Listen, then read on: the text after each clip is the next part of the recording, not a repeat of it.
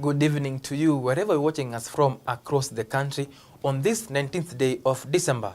We're only 5 days away from Christmas. Yes, only 5 days away.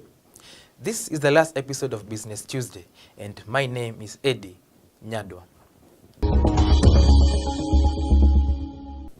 First, the price of domestic flight tickets in the country has doubled on some of the destinations ahead of Christmas, with prices for early bookings between 20th December and 24th December being the most affected.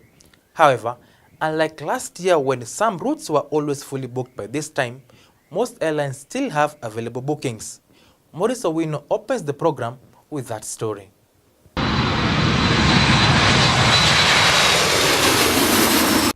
Ahead of Christmas festivals, the local airlines are looking forward to boost their revenue with the expected high number of travel after prolonged electioneering period, which dealt a blow to the airline industry. However, for Kenyans seeking to travel by air, it may just cost them an arm and a limb. Those who will be heading to the coastal city of Mombasa from Nairobi for holidays between now and December 18th will have to pay between 10,200 Kenyan shillings to 8,200 for one way. Fly 540 to Mombasa on December 18th will charge passengers 11,270 shillings for one-way trip. Last month, one could get an offer starting from 5,270 on the same route. A November booking to Eldoret was the lowest at 4,200 Kenyan shillings one way, but those booking as of Thursday to travel between December 21st and 22nd will be charged between 5,200 and 7,200 depending on the day of travel and the flight time.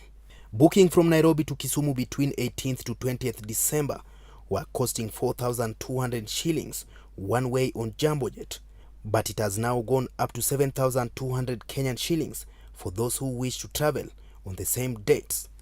For Business Tuesday, I'm Maurice Owino.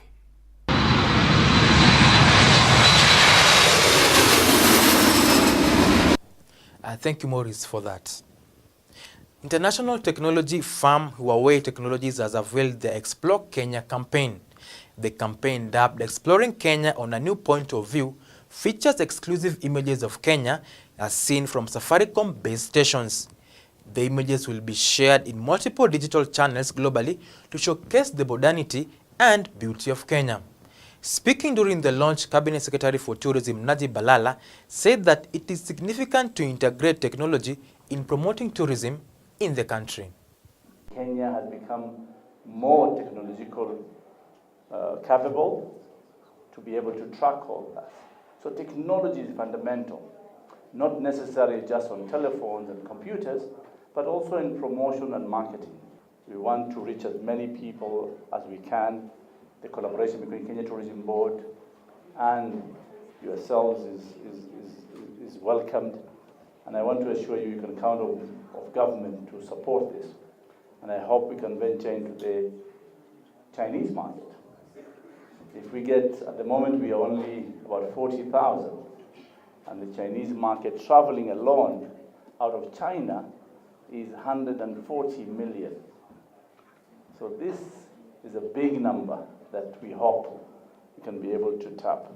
But our main market that we want to venture very aggressively is China, the United States, of course, the UK, Germany, and India. These are markets that we are focusing, and we want to use technology to penetrate into these markets. As Safaricom, we have now over 4,600 towers. They provide connection for every Kenyan, who is our subscriber, from all corners of Kenya. We're proud to have a network that stretches from Mandera, all the way to Tanga, all the way to Kitale, and all the way up to Turkana. A lot of this network is got equipment that is sourced from Huawei. So together we're able to make things happen. The way we say it in Safaricom, we say Tuwaweza. Tuwaweza means that we collaborate, and when we collaborate with Huawei, we make things happen. So you can see in the past several years, Kenya changing a lot. We are so honorable to be part of this.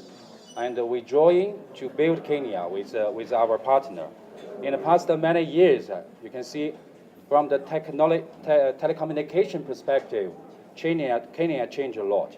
And now everybody can get access from 4G and even more. So that is something we did with our partner in Kenya. Troubled retailer Uchumi Supermarket has fully restocked all its branches ahead of Christmas and New Year. The retailer has revealed that it has a new strategic investor. However, it remained tight-lipped on the identity of the new investor. The new investor is expected to inject 3.5 billion shillings in a bid to lift the supermarket from its troubles. Workers at the Uchumi Supermarket were busy restocking the retail store after several days of empty shelves. The government had earlier released 700 million shillings to help the retailer restock and manage debts from its suppliers. A ray of hope now glimmers as the retailer has found a new strategic investor. Negotiations with the investor are still going on, but they are positive and they're moving, and we do actually expect that we should start getting some funds around January. The strategic investor will pump in 3.5 billion shillings in a deal that will dilute the retailer's shares. If you look at the book value of the company, it's not very good. So I think by them coming on board and with their expertise and finance, we do actually expect to take off in future towards positive value for the shareholders. So everyone, it's a win-win situation for everyone. So it's not just dilution where it's loss of shares for the existing shareholders, but dilution towards increasing the value of the existing shareholders. Despite efforts to return the retailer to profitability, Uchumi has suffered huge losses in the last 3 years, leading to massive job cuts. There are some suppliers who are supplying on account. There are those who are supplying on bank guarantees. There are those who we have to make an advance payment. We will also have to regain the confidence of the suppliers for them to be able to come back to us fully. We were previously, I think, the kings of fresh.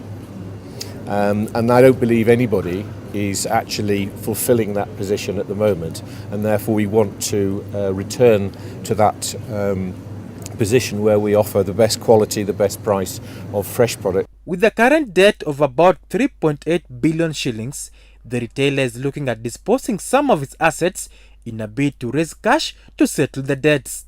Eddy Nyadwa for Business Tuesday. Employees of Nakumatt Kericho branch locked themselves in the supermarket overnight, demanding their dues. The employees who spent last Friday night inside the retail store refused to vacate the premise until the management pays their salary arrears. They claimed their union officials had sold them out in negotiating with the supermarket directors. Nakumatt Kericho branch directors had directed that the stores be emptied ahead of a shutdown of the branch. This comes as the retailer was also evicted from Garden City Mall and also from its Tanzanian branch. Yesterday, our director sent a team that takes stocks in other branches as usual. Then we said, for us, we are not actually going to allow this to happen. We are not actually going to sit down and see us being intimidated. So we decided for the team that came from Nairobi, we resisted. No stock should be taken from this branch, and that's our stand. Until we are paid. And we are not even leaving this premise until we are paid. Now, Kenyans in diaspora will soon be able to invest in government bond. However, that awaits the approval of an application by an intermediary for the sale of bond by the Capital Markets Authority. With the Kenyans in the diaspora remittance in the country having been on the increase, CMA is keenly looking on ways of further growing it and tapping into their remittances. The key product we're looking at is global depository receipts or global depository notes. This would allow Kenyan listed equity or debt to be able to be bundled and offered by a depository bank in another foreign jurisdiction without that company having to go through the process of cross-listing into that market. It is a move that has been hailed by the Kenyans who live abroad, saying that it will provide them with a clear channel and transparent way of sending money back home and investing. So the rules are finally out. They were adopted by the board in July of this year. And we already have one intermediary that's looking to potentially issue government debt as global depository notes. So it's actually very much a reality. A lot of this information, there is no forum to convey to the Kenyans. Even this conference alone, not many Kenyans knew about it. So the difficulty is how this information can be passed to the Kenyans who are overseas. It needs to be addressed in every possible media, whether that's social media, traditional media, newspapers, print, television, radio. I've been in the US since 1999. At the beginning it was very, very difficult. But right now we are seeing banks actually coming to talk to us. It's easier for me to trust a bank than to trust my cousin. Because with a bank, there's paper trail, you can go after a bank. It's very difficult to go after your brother, if the finances are misappropriated. The current annual remittance of Kenyans in the diaspora is slightly in excess of 100 billion shillings annually. I'd like to encourage the diaspora, especially a lot of people who have relocated may not have updated their contact information with the holders. Indeed, they should try always to make their contacts up to date so that their assets then are not deemed unclaimed. Eddy Nyadwa for Business Tuesday. Kachaliba residents have accused the West Pokot County leadership for flouting procurement procedures by procuring relief food from outside the county. The residents who marched along the streets in protest demanded answers, claiming that despite the local farmers getting a bumper harvest, the governor chose to import maize from outside the county, an allegation Governor Professor Lonyangapo has denied. The angry men and women took to the streets marching in protest over the procurement of relief food by the county government. The residents of Kacheliba claimed that relief food was procured in an unclear circumstances. Imewekwa hapo kwa muda mrefu sana na mheshimiwa governor ambayo alichukua hatamu majuzi, alikuja akatuahidi kwamba nyinyi watu wa Kacheliba ndio mtafaidikia. Ajabu ni kwamba wachache walio na mahindi hapa ambayo wangeuza kwa hiyo cereal hawajawahi kutuma hata gunia moja. It is an accusation Governor Lonyangapo has denied, claiming that those disgruntled are cartels who used to benefit from irregular procurement processes at the county. Tumenunua pia mahindi yenye kuna watu hapa na lete drama mpaka hata wanaambia watu wengi ati Lonyangapo amelete mahindi yake kwa store na kupeleka Kacheliba. Kama ujui Lonyangapo ni ile manifesto raia walipitisha juzi, please tafuta. Tulisema tutanunua mahindi strategic grain reserve, mahindi ya kuweka wakati njaa itatembelea watu kuanzia mwezi wa 4, mwezi wa 5, mwezi wa 6, mwezi wa 7, at least tuwe na akiba kidogo. The residents now want the local farmers to begin priority to sell maize to the county strategic grain reserve, since the farmers had a bumper harvest and now have no market to sell their produce. Tunataka MCS wetu, watu wa county assembly, agriculture committee, are they aware ya kwamba kuna mahindi imeletwa hapa?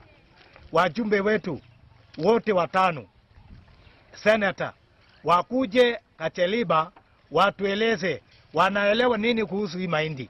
Sasa kuna wengine wanalia kwa nini Lonyangapo wanaenda chukua cereal ya serikali kuu na juu ilifungwa 1994. Tunaenda ng'oa chafu yote pangesonga rere songa. So tumefanya kazi mingi sana. Hata nimeweka kijana hapo anaitwa Bruno na wengine wanatusaidia pale. Alafu tutapeleka mahindi nyingine Sigora. Tony Agao, LTN Business Tuesday. On that note, we take a quick short break. We'll be right back.